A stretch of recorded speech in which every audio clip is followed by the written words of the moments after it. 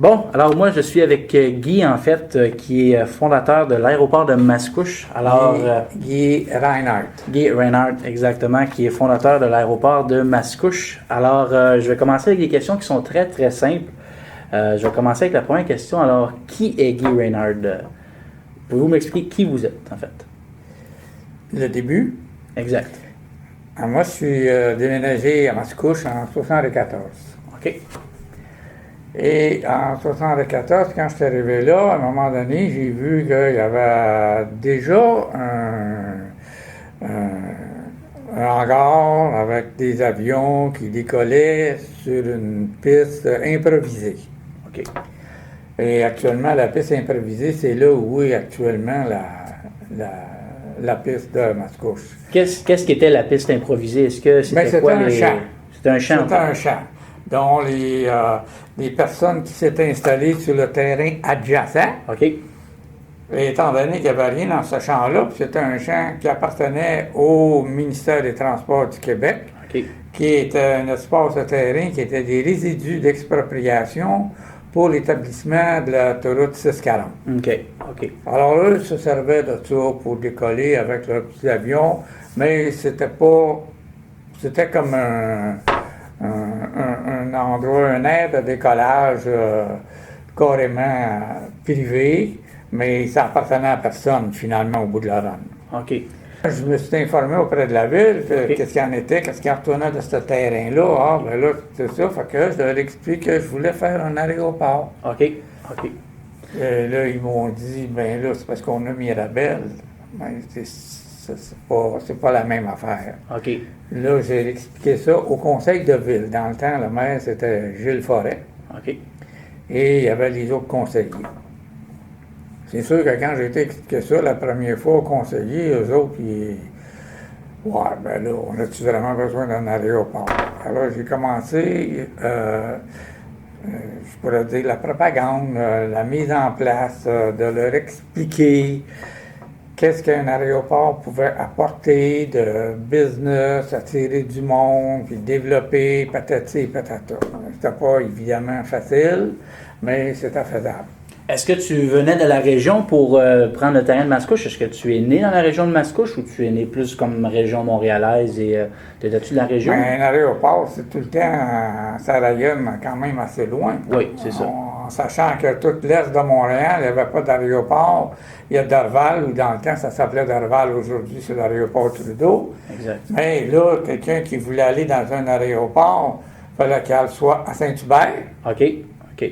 Où il y avait des petits aéroports privés dans le secteur de Saint-Jérôme. Donc, la couronne nord était un petit peu moins achalandée. Ben, il y avait juste un aéroport à Sainte-Thérèse, qui était un petit aéroport privé, OK.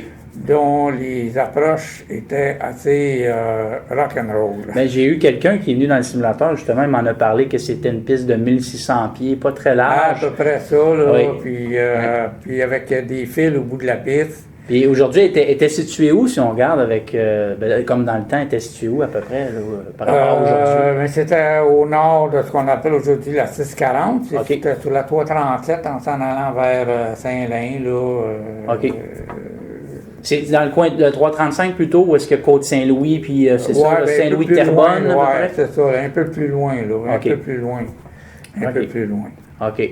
Et puis, dans le fond, deuxième question, je pourrais te demander, en fait, c'est, peux-tu m'expliquer un peu les circonstances, comment l'aéroport est né, dans quelles circonstances? Ben, pourquoi tu as décidé, toi, de partir l'aéroport?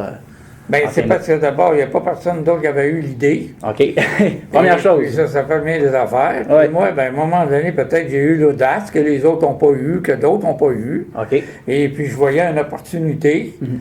Puis moi, ben, j'ai enseigné à piloter plus jeune avant, tout ça, puis j'aimais les avions, puis là, je voyais l'opportunité de faire une business, mais évidemment, étant donné que ça appartenait au ministère, puis il fallait que ça soit approuvé par la ville, tout ça, fait que par le biais de la ville, ça serait une bonne idée de commencer ça. Donc, j'ai rencontré les autorités municipales, ils ont écouté mon projet,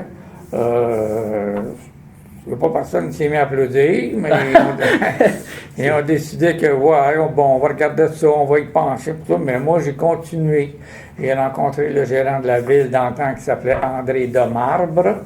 Et avec lui, ben, j'ai commencé à expliquer. Il s'est développé une certaine amitié. Et c'est pas tout le monde dans la gérance de la ville qui était d'accord avec ça, mais sans être d'accord, il n'était pas essentiellement contre. OK. Mais là, à un moment donné, moi, j'ai décidé de faire le tour de chacun des conseillers de la ville, chez eux autres, les rencontrer un par un, leur expliquer mon projet, parce qu'évidemment, au départ, personne n'était vraiment intéressé à ça. Surtout que j'imagine qu'ils n'ont pas subventionné vraiment la ville de Mascouche, n'a pas vraiment aidé. Non seulement ils n'ont pas subventionné, il n'est même pas question, c'était primordial que ça ne coûte pas un sou à la ville. Et moi, c'est ce que je leur ai promis, que ça ne coûterait pas une scène. Bon. Mais, à partir de là, il faudra faire les choses quand même dans l'ordre. Et on a commencé, il y a des choses que sans que ça coûte de l'argent, je ne veux pas. Il faut faire des développements, puis il faut aller chercher les bons contacts. Les bons contacts se situaient là-dedans au ministère des Transports du Québec. OK. Il y avait le député dans le temps, monsieur, son nom m'échappe, ça va revenir, vous le direz. Et là, ben, après plusieurs moultes démarches, moi, parallèlement à ça, je travaillais avec le ministère, le département des Transports fédéral à l'aéroport Trudeau. OK. Et là, j'ai réussi à convaincre le ministère, à cet endroit-là, de faire les plans, les bauches, les premiers plans de la première plisse, comment ça devrait être, c'est ça. Fait que les plans ont été faits sous mon instigation par le ministère des Transports fédéral. Pourquoi avoir choisi, là, je ne sais pas, peut-être c'est une bonne question, mais tu as mis, ben en fait, si c'est toi qui as mis la piste 11-29, est-ce que c'était la seule orientation qu'on pouvait C'était la seule avoir? orientation possible. OK, c'est ça. Et c'est le ministère des Transports qui a décidé, c'est pas moi. OK, c'est pour vous. OK, parfait. Puis, combien de temps s'est déroulé, en fait, par rapport au projet, là, du début à la fin? Il y a eu combien de... On parle-tu d'années? On parle-tu... Oui, on parle d'années, évidemment. Moi, j'ai commencé à travailler ça au tout début que je suis arrivé à Mascouche, à l'été 74. OK. Et parallèlement à ça, j'ai fait des demandes à Ottawa pour l'obtention de services aériens, un 9-4 international, école de vol, tirage de bannière, toutes les licences possibles que je pouvais avoir, je les ai demandées. OK. Et je les ai obtenues pratiquement 2 ans après par ça faisait à peu près 10 ans que c'était pas donné des licences comme ça dans la région de Montréal, 10-12 ans, je me souviens pas exactement. OK. Et j'ai obtenu toutes les licences. L'idée, c'était d'avoir une école de vol OK. avec un service aérien par nolisement d'avion. Est-ce que le service a marché ou c'était pas Oui, ces le écoles service qui a ont marché? Absolument, Oui. le service a marché. Et là, ça a commencé, mais évidemment, avec pour offrir un service aérien, il ne faut pas juste avoir les avions, il faut avoir les équipements physiques. La demande surtout un aussi. centre de réception, un clubhouse, un endroit pour s'occuper de réparer les avions. Oui, c'est ça, c'est Ces vrai. choses-là. Mais à chaque étape, on avançait tranquillement tout ça. C'est sûr qu'au début, la question d'avoir l'électricité, il n'y avait pas d'électricité là. OK. Donc, l'Hydro-Québec était consentante à amener l'électricité, moyennant que je dépose un montant d'argent qui était de 6 000 $ dans le temps, en leur garantissant que s'il y a 3 personnes dans l'année suivante qui s'installent, on va me remettre mon 6 000 $. OK. OK. Alors, il y avait un challenge là. Ça fait que, mais j'ai déposé le 6 000 $, puis moi j'ai fait de la cabale pour attirer du monde, d'abord pour qu'ils s'installent, mais j'avais pas besoin de travailler bien fort, puis c'était un pôle d'attraction naturel. OK. Quand le monde a commencé à voir les avions, il y en a qui sont venus s'installer et s'établir. Il y a eu Point du jour aviation avec un monsieur Cossette qui est venu s'établir dans l'année suivante. Et il y a eu d'autres ont décidé de se construire des petits garages pour mettre leur avion particulier, ainsi de suite. Quand est-ce qu'on pourrait dire que c'était l'inauguration, en fait, officielle à l'aéroport? Puis il y avait combien d'avions lors de cette inauguration-là, à peu près, dans vos souvenirs? Après, à l'inauguration? Oui. Oh!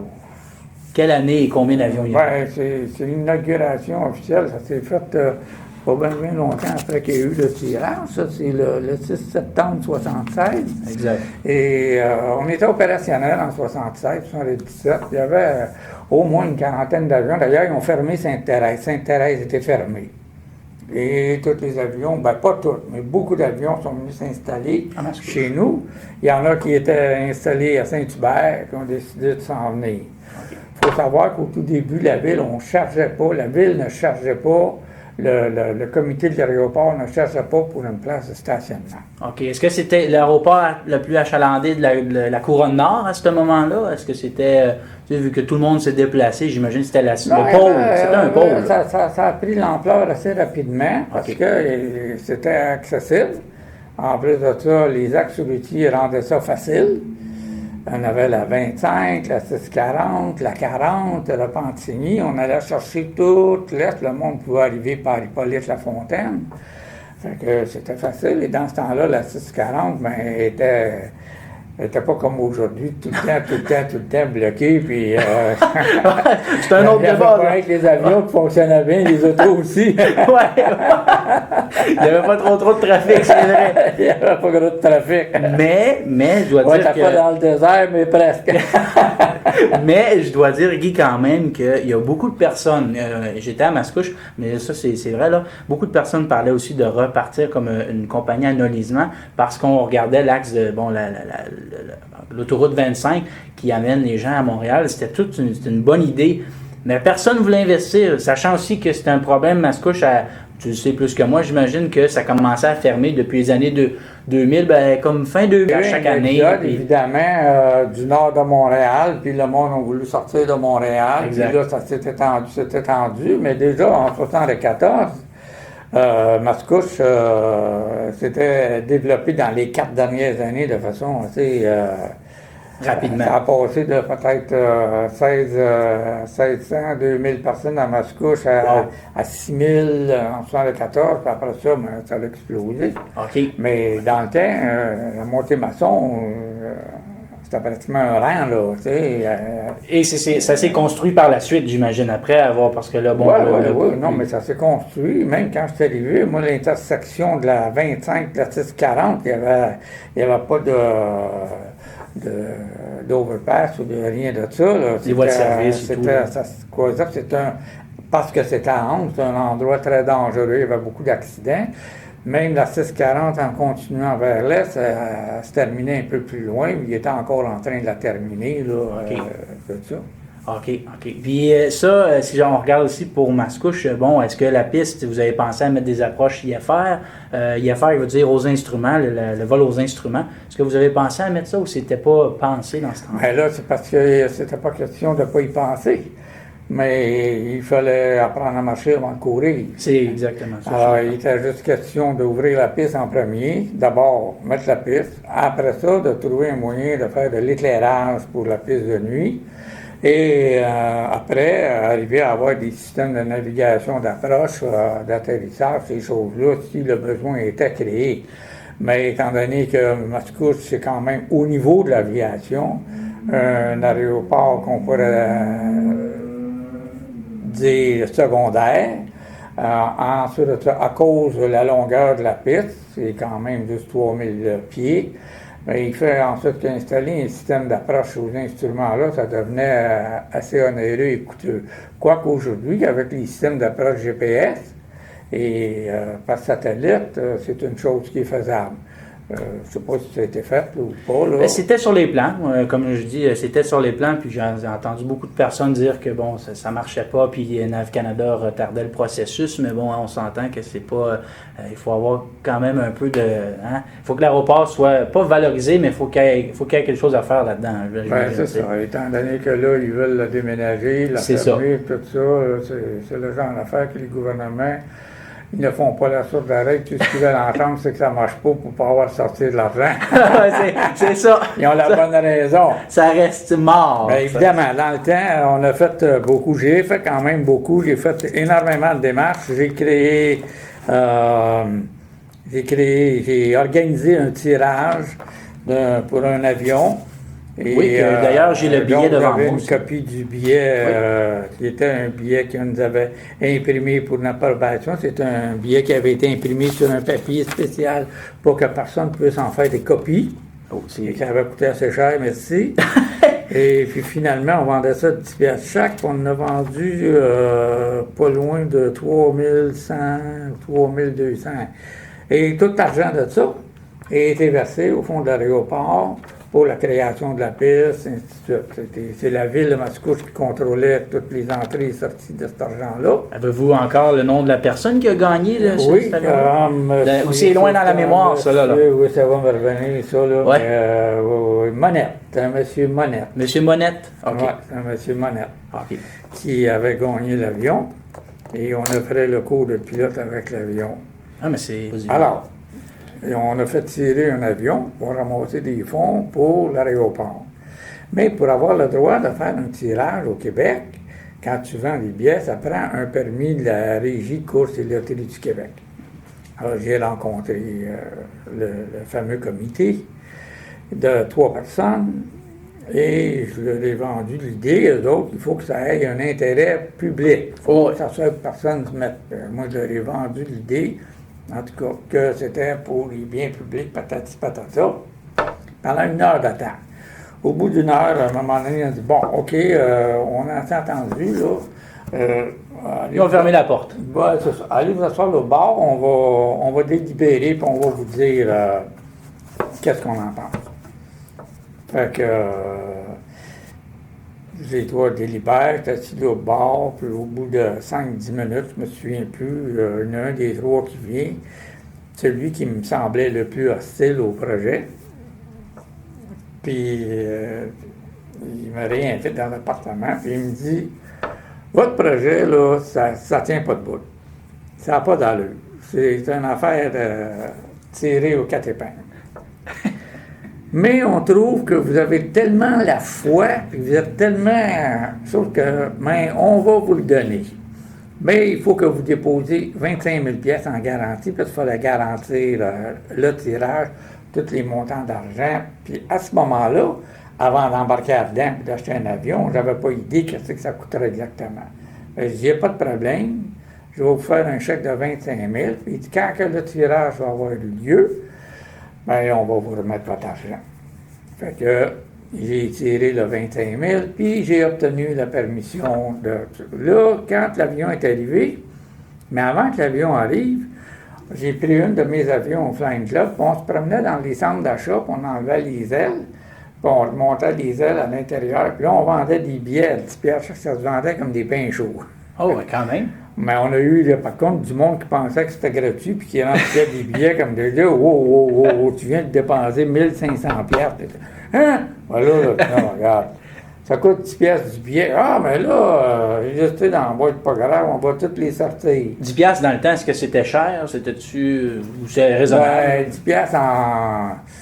piastres en 75, oui, quand même. Là, 10 piastres aujourd'hui, c'est encore un 10 piastres. Il faire essayer de vendre un billet à 10 piastres à bien du monde, ils vont tatouiner longtemps avant de le prendre. Oui. Mais si on recule de là, pratiquement 40 ans, 10 piastres, tu vas faire un bon bout avec ça. Quand on sait qu'un logement pourrait coûter 110, 120, 125 piastres par mois, 10 piastres, tu sais, aujourd'hui, en bas de 600 piastres par mois, là, c'est le truc minimum, là, un logement. T'sais. Exact. Mais quand même, ça a été un vrai succès, et on a fait tirer l'avion, et tout le monde était content, et on a continué. Avec ça, on a développé l'aéroport. Puis, si tu peux me parler, là, combien ça a coûté en totalité, le projet de l'aéroport? Si tu te rappelles encore des chiffres, combien ça a coûté? C'est parce qu'il faudrait scinder ça en plusieurs éléments. Il y a eu, d'abord, moi, personnellement, j'ai fait construire le clubhouse qui est là, dans le temps qui a coûté, si ma mémoire est bonne, 35-40 000 piastres, le clubhouse, tout ça. Mais la ville de Mascouche a investi des équipements, du temps et des hommes. Mettre un chiffre sur ça exactement, je ne pourrais pas dire. Mais elle a investi, la ville de Mascouche. Elle a un peu donné d'argent ou plus ou moins? Oui, mais un peu donné d'argent, oui, par le biais des ingénieurs, des organisations qui étaient nécessaires. Ensuite de ça, la ville de Mascouche ont été obligés de s'engager dans des procédures d'expropriation pour être capable d'accéder au terrain de l'aéroport parce que le gouvernement avait fait une bourde monumentale, mais c'était tellement gros que personne ne l'a vu passer. Ils nous ont vendu un terrain pour une pièce, haute bonne valable considération, mais c'était un terrain enclavé. Il n'y avait aucune sortie possible sur aucune route. La seule possibilité, ça aurait été de sortir sur une bretelle d'accès de la 640. Et ça, il ne faut même pas y penser, et avec raison d'ailleurs, mais le ministère des Transports du Québec jamais n'aurait accepté ça. Donc, notre seule possibilité, c'était un échange de services entre les propriétaires de la terre adjacente, les Lacombe, qui avaient déjà un hangar d'avion. Alors, nous autres, on va se servir d'une partie de votre terre pour sortir et accéder à la voie publique. Puis, vous autres, vous allez vous servir d'une partie de notre terre pour accéder à la piste. Puis, ni moins, c'est qu'étant donné que l'aéroport était construit sur leur terrain, bien, on aurait pu mettre une clôture à grandeur, mais il n'était pas l'intention.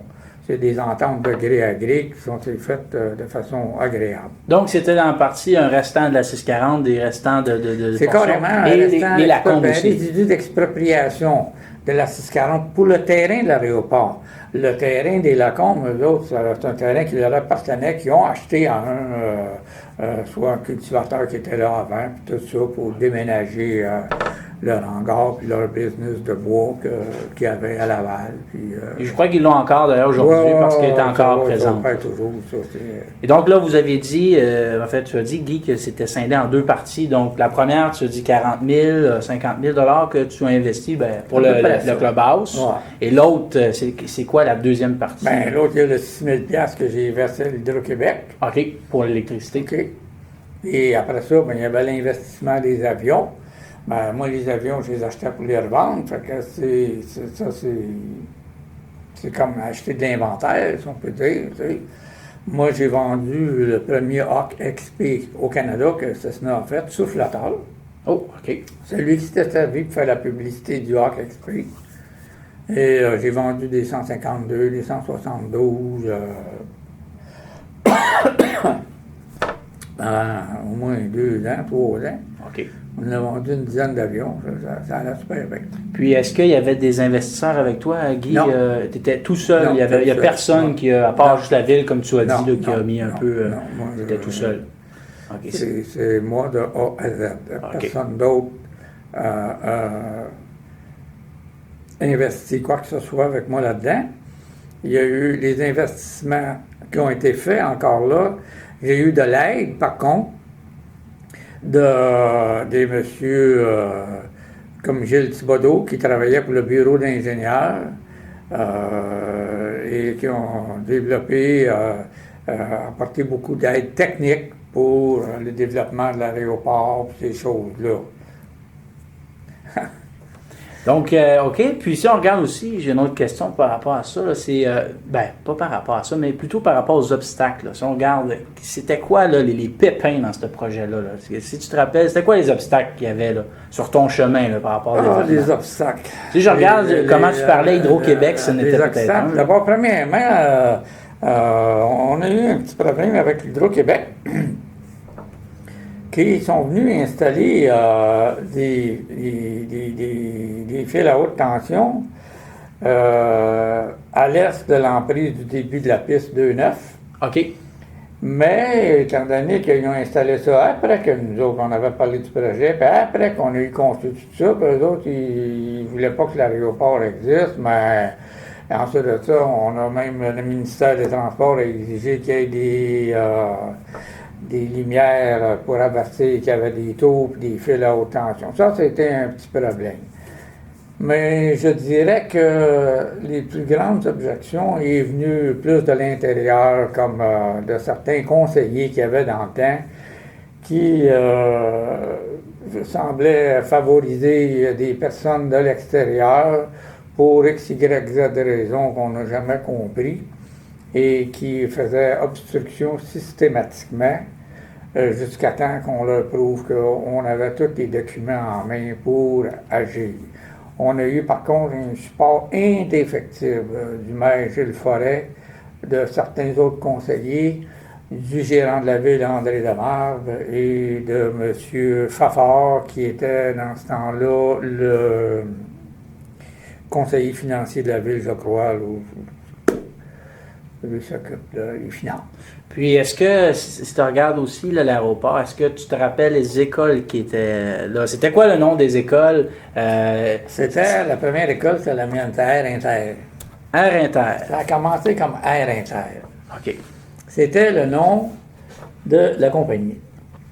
Le nom corporatif était Reinhardt Air Inter, parce qu'Ottawa ne voulait pas donner le nom Air Inter parce qu'il existait en France, mais ils m'ont dit, si tu mets ton nom dedans, on va vous donner l'autorisation.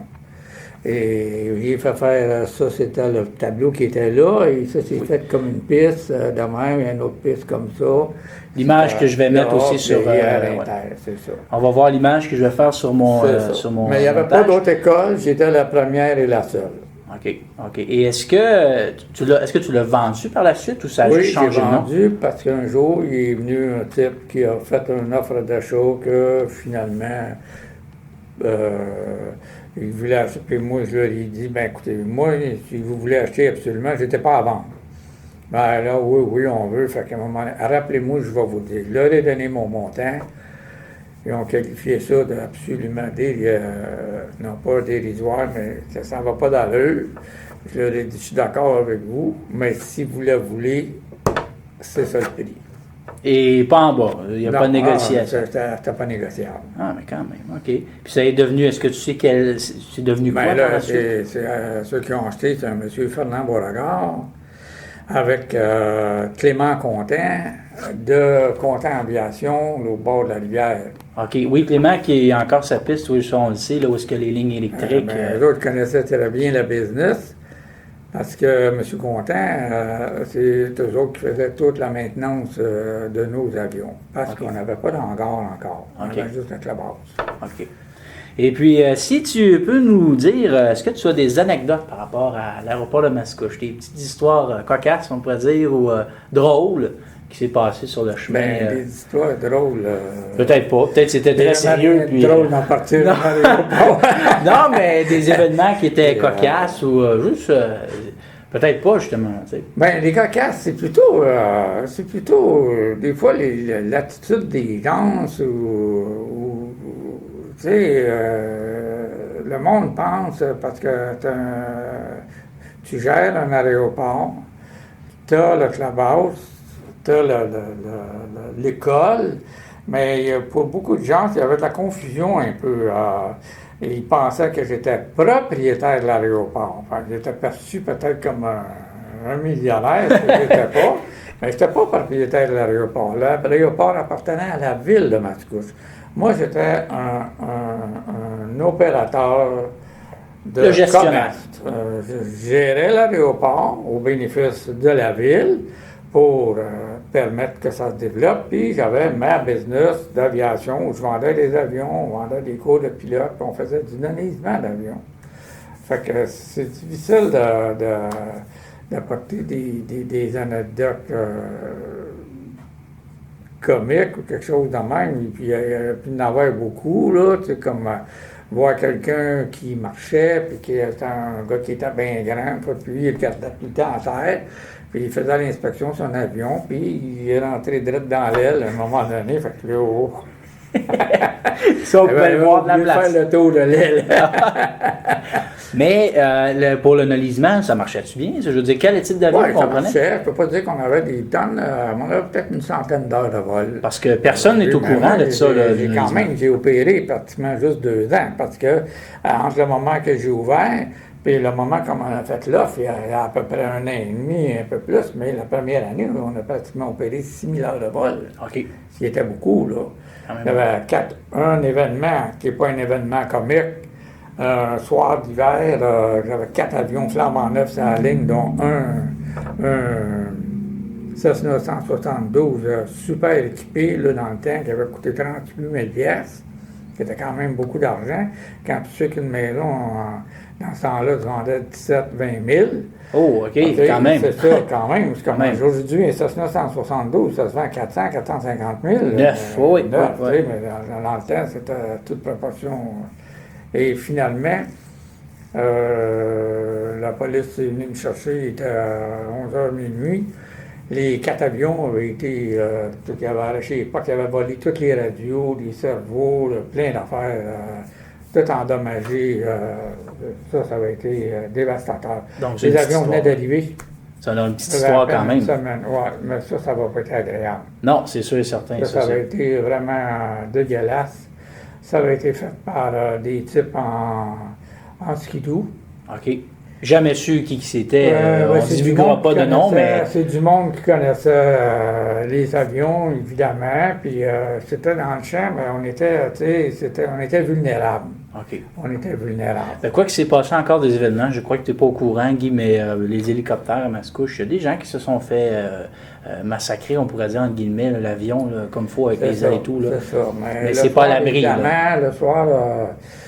aujourd'hui, j'imagine que la police va faire un tour un peu plus souvent, mais encore là, tu peux faire tellement noir, tu peux te cacher, n'importe où, tu peux te cacher dans un avion, ils font pas le tour des avions, puis attendre, puis ils peuvent prendre les choses, cacher ça, mettre ça dans leur avion, tu ne sais jamais, ils viennent le lendemain, ils décollent, ils s'en vont, puis on la pièce, personne ne tue. Parce que même pour les Cessna, c'est la même clé pour tous les avions, dans un sens. Ouais, mais ça, on n'a même pas parti de prendre la clé, ils enlevaient la pine, la porte s'enlève comme ça. Oui, c'est ça, exactement, ils rentrent dans l'avion, puis c'est parti. C'est absolument...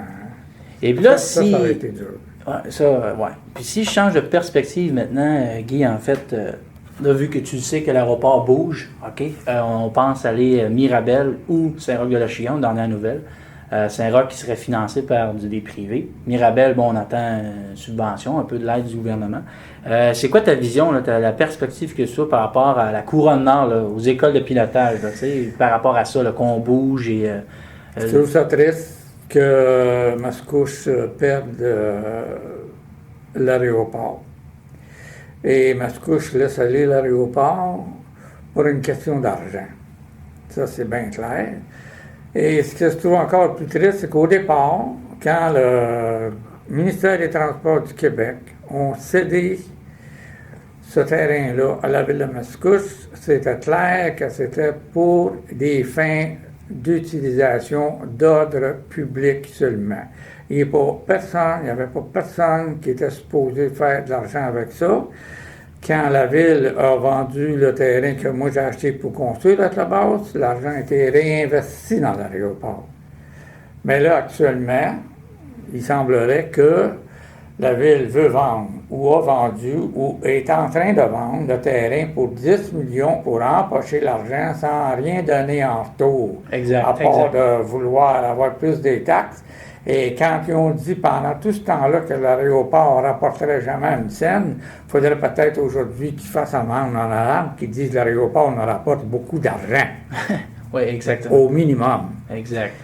Qui s'en allent à Mirabel, et c'est sûr que Mirabel, au point de vue aviation, c'est comme le summum, c'est des grandes pistes, c'est de l'espace, des systèmes d'atterrissage. Mais l'attrait semble agréable. Le gouvernement, je ne connais pas les promesses qu'ils font à tous ceux qui s'en viennent là, mais dans 1 an, qu'est-ce que le gouvernement va leur dire pour leur charger plus cher? Ça, on verra. Il faudrait qu'il y ait quelque chose de long terme, très long terme. Quand on sait que l'aviation, surtout l'aviation privée, que la majorité des gens qui sont là-dedans, c'est pas des millionnaires. pour bien du monde, ils peuvent penser qu'ils sont des millionnaires, mais ils ne sont pas des millionnaires. On se fait souvent dire que c'est un sport de riches. Tu sais, c'est pas un sport de riches. Exact. Il y a déjà eu des statistiques de ça pour les salaires. Aujourd'hui, je ne sais plus, mais quand on remonte bien loin dans le temps, que ceux qui avaient des avions, c'était du monde qui gagnait en moyenne 22 000 à 23 000 par année. Mais quand on regarde aujourd'hui, même le prix que les avions se louent, le prix que les avions coûtent, par rapport à 20 ans, il n'y a rien de changé. C'est une des affaires où les montants n'ont pas augmenté, c'est tout le temps proportionnel. Parce que ça, c'est comme dans tous les autres domaines de l'aviation. Une école de vol ou n'importe quoi de relié à l'aviation, on dit toujours, est-ce que quelqu'un veut faire, est-il moyen de faire une petite fortune? Comment faire une petite fortune en aviation? Il faut partir avec une grosse. Oui, exactement. Okay. Oui, la fameuse phrase qui dit on commence quand on milliardaire. sait que ceux qui ont des avions, quand on sait qu'un pilote privé qui vole 50 heures par année, c'est une personne qui est très active. Alors, 50 heures, c'est même pas 1 heure par semaine. Non, même pas. Mais tout ça, c'est parce que chaque heure de vol, c'est pas juste le gaz que tu mets dedans, c'est que le monde qui ne voit pas, dit « Ah, ben ça coûte juste 1 heure de gaz. » Non.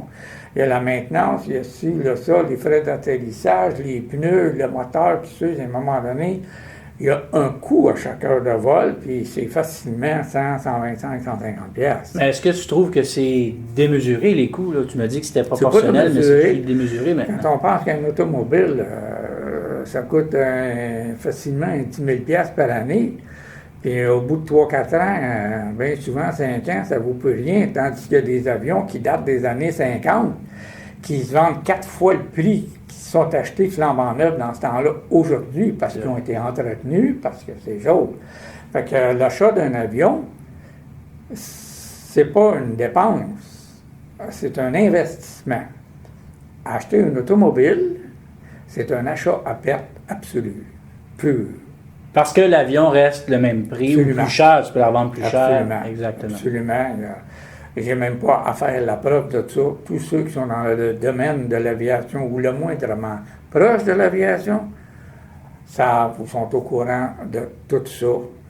Des avions, moi je sais qu'il y a des avions que j'ai vendus à des types dans le temps 30-35 000 qui ont vendu ces mêmes avions-là 5-10 ans plus tard, les 60, 70, 75, 80 000. Puis là, il y a une autre question qui me vient en tête, c'est est-ce que tu crois que le marché, la vente en ce moment, c'est un bon marché pour vendre des avions? Je veux dire, est-ce que c'est fonctionnel pour l'instant? Il y a tout le temps un marché. Il y a tout le temps des acheteurs. Il y a tout le temps du monde qui aime l'aviation, puis qui font assez d'argent, ou qui aiment ça.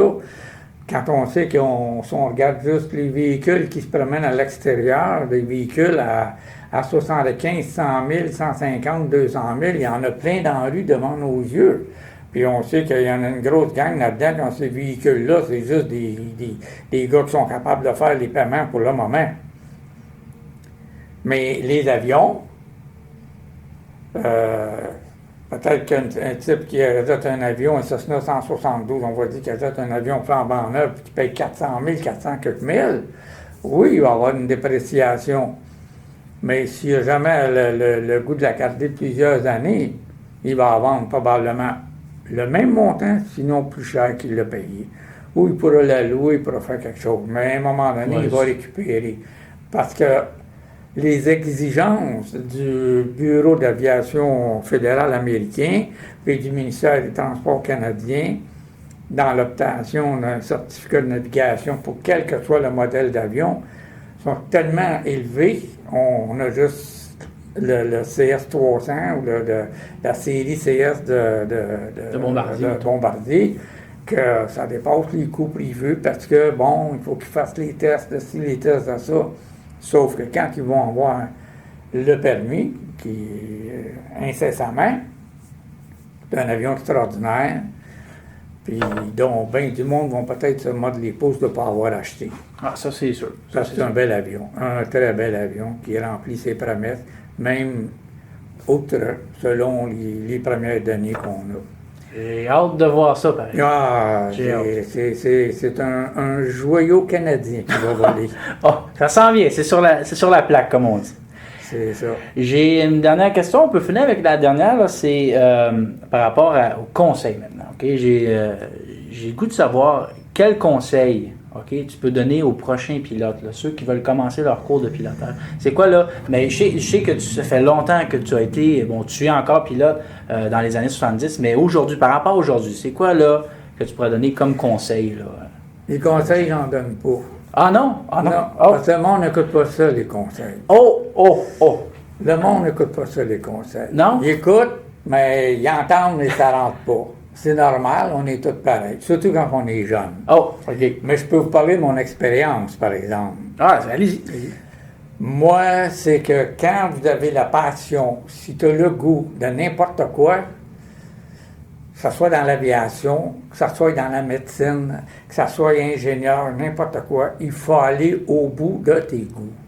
Si tu as une passion, ben il y a plein de monde alentour de toi qui vont tout le temps te dire « Ah, ben tu devrais pas, si c'est ça, bouge-toi les oreilles, ouvre-toi grand les yeux, puis vas-y. » Parce que ça va être bien plus facile de dire « Ah, ben je suis content de l'avoir fait, puis j'ai su que, bon, c'était pas pour moi que de dire « J'aurais donc dû. » Puis de te poser des questions toute ta vie.